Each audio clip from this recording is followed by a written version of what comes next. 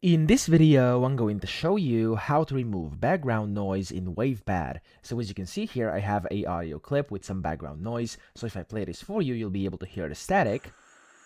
There we go. Now let's say I want to actually remove this noise. To do this, what you have to do is simply scroll down here on the left until you see effects, and then you can see remove noise. You simply want to click on remove noise, and from here you basically have to select the noise type.